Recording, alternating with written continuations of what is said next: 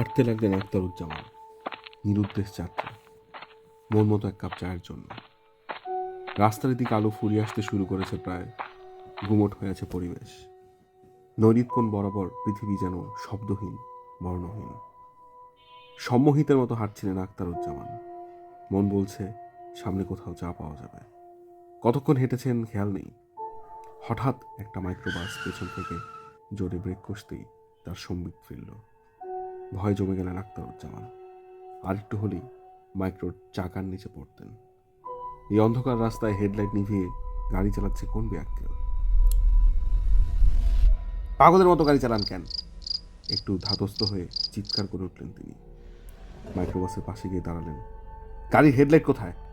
কার না কার গায়ের উপর গাড়ি উঠে যাবে, কোনো কমন সেন্স নাই? কোনো উত্তর এলো না। গাড়ি থামিয়ে দিয়েছে ড্রাইভার।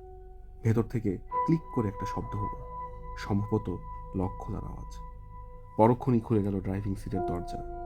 ভেতরে গান বাজছে। অন্ধকার শুনশান রাস্তায় একমাত্র শব্দের উৎস।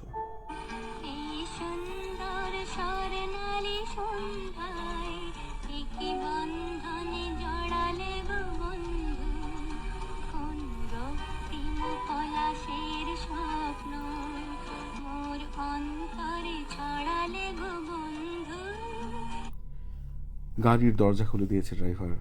অন্ধকারে কেউ কারো মুখ দেখতে পাচ্ছে না। সেই অবস্থাতে আখতারুজ্জামানের কাঁধে হাত রাখলো লোকটা। কানের কাছে মুখ নিয়ে আনলো সন্তপর্ণে। তারপর ফিস করে জিজ্ঞেস করলো, আখতারুজ্জামান, আপনি কি একটু চা খেতে চান?